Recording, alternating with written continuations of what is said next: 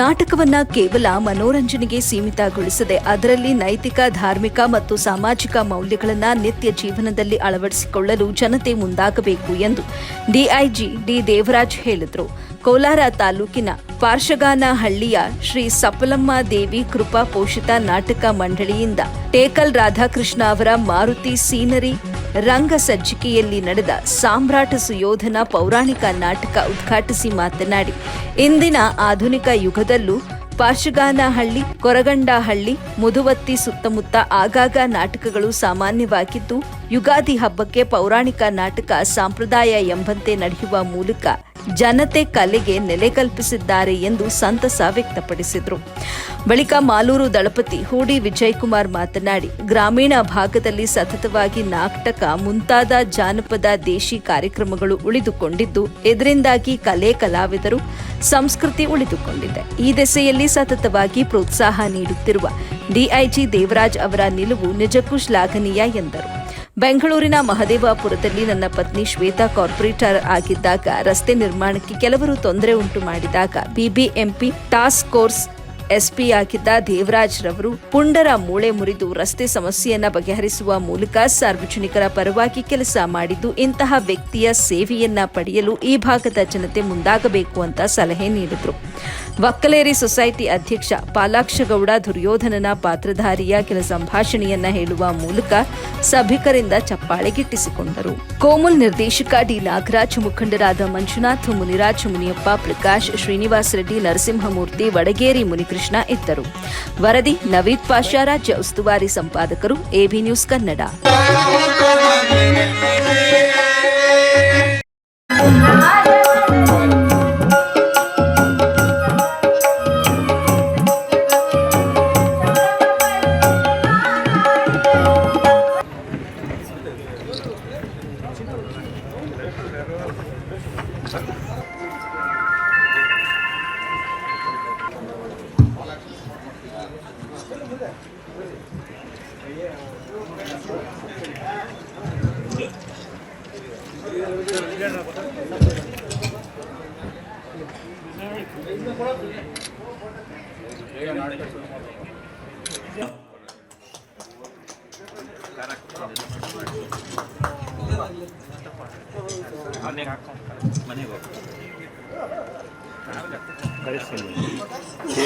ಆಚಾರಪ್ಪನವ್ರಿಗೂ ಒಂದು ಹಾರ ಹಾಕ್ತೀವಿ. ಚಲಪತಿ ಮತ್ತೆ ಆಚಾರಪ್ಪನವ್ರಿಗೆ ಮಾಡೋದು. ನಮ್ಮೂರು ಬೇರೆ ಇಲ್ಲ, ನಾನು ಭಾಳ ಸರಿ ಹೇಳಿದ್ದೀನಿ. ಪಾರ್ಶ್ವನಹಳ್ಳಿ ಬೇರೆ ಇಲ್ಲ, ಮುದುವತಿ, ಪಾರ್ಶ್ವನಹಳ್ಳಿ ನಮ್ಮೂರು. ಮೂರು ಊರಲ್ಲಿ ನಾನು ಬಾಲ್ಯವನ್ನು ಕಳೆದು ಬಾಲ್ಯದ ಶಿಕ್ಷಣವನ್ನು ಪಡೆದಿರೋದ್ರಿಂದ ಮೂರು ಹಳ್ಳಿಗಳ ಮೇಲೆ ಭಾಳ ಪ್ರೀತಿ ಇದೆ. ಭಾಳಷ್ಟು ಜನ ಪರಿಚಯ ಇದೆ ರೀ, ಮನೆಯೂ ಪರಿಚಯ ಇದೆ. ಸೊ ಹಾಗಾಗಿ ಈ ಗ್ರಾಮಕ್ಕೆ ಬರೋದಕ್ಕೆ ನನಗೆ ಭಾಳ ಸಂತೋಷ ಆಗುತ್ತೆ. ಭಾಳಷ್ಟು ಲೇಟ್ ಆಗಿದೆ ಈಗಾಗಲೇ. ನಮ್ಮ ಪತ್ರಕರ್ತರು ಮಂಜಣ್ಣ ಇದ್ದಾರೆ, ಅವ್ರನ್ನೂ ಮರೆತುಬಿಡಿ, ನಮ್ಮ MG ನ್ಯೂಸ್ ಅವರು ಇದ್ದಾರೆ. ಸೊ ನೀವೆಲ್ರಿಗೂ ಒಳ್ಳೆಯದಾಗಲಿ. ನಾಟಕದ ಸಾರಾಂಶ ಅದನ್ನು ಅರ್ಥ ಮಾಡಿಕೊಂಡು ಎಂಟರ್ಟೈನ್ಮೆಂಟ್ ಜೊತೆಗೆ ಅದರ ಸಾರಾಂಶ ಕೂಡ ನಾವು ಜೀವನದಲ್ಲಿ ಸ್ವಲ್ಪ ತೊಡಗಿಸ್ಕೊಂಡ್ರೆ ಒಳ್ಳೆಯದು ಅಂತ ಹೇಳ್ತಾ, ಈಗಾಗಲೇ ಭಾಳಷ್ಟು ಲೇಟ್ ಆಗಿದೆ.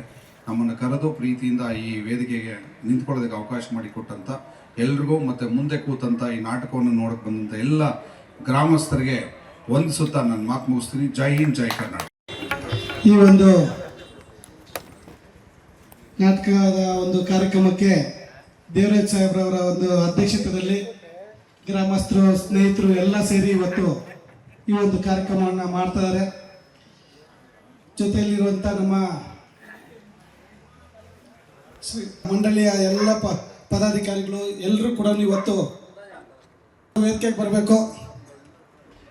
ಒಕ್ಕಲೇರಿ ಮುನ್ರಾಜನವರು ಈ ಒಂದು ನಾಟಕವನ್ನು ವೀಕ್ಷಣೆ ಮಾಡೋದಕ್ಕೆ ನಮ್ಮನ್ನು ಕರೆದಿದ್ದಾರೆ. ನಿಜಕ್ಕೂ ಸಂತೋಷ ಆಗುತ್ತೆ. ಸಮಯ ಇಲ್ಲಾಂದ್ರೂ ಕೂಡ ಅಶ್ವಥನ್ನವರು ಪದೇ ಬರಲೇಬೇಕು ಅಂತ ಕರಿತಾ ಇದ್ರು. ಆ ಉದ್ದೇಶಕ್ಕೋಸ್ಕರ ಇವತ್ತು ಬಂದಿದ್ದೀವಿ. ಜೊತೆಯಲ್ಲಿ ಇವತ್ತು ದೇವರಾಜ್ ಸಾಹೇಬರು ಕೂಡ ಸಮಯವನ್ನು ಮಾಡಿಕೊಂಡು ನಮ್ಮ ಗ್ರಾಮದ್ದು ಕಾರ್ಯಕ್ರಮ ನಾಟಕಕ್ಕೆ ಹೋಗಲೇಬೇಕು ಅಂತ ಹೇಳ್ಬಿಟ್ಟು ಅವರು ಕೂಡ ಸಮಯ ಮಾಡ್ಕೊಂಡು ಬಂದಿದ್ದಾರೆ. ನಿಜಕ್ಕೂ ಸಂತೋಷ ಆಗುತ್ತೆ. ಇಂಥ ಒಂದು ನಾಟಕ ಕಾರ್ಯಕ್ರಮಗಳು ಇನ್ನು ಈ ಒಂದು ತಿಂಗಳು ಕಂಟಿನ್ಯೂ ಆಗಿ ಎಲ್ಲ ಕಡೆ ನಡೀತಾ ಇರುತ್ತೆ. ಏನಂದರೆ ಈ ಒಂದು ನಾಟಕ ನಿಜಕ್ಕೂ ಇಂಥದ್ದು ಗ್ರಾಮೀಣ ಭಾಗದಲ್ಲಿರೋಂಥವ್ರು ನಿಜಕ್ಕೂ ನಾವು ಮೆಚ್ಕೊಂಡು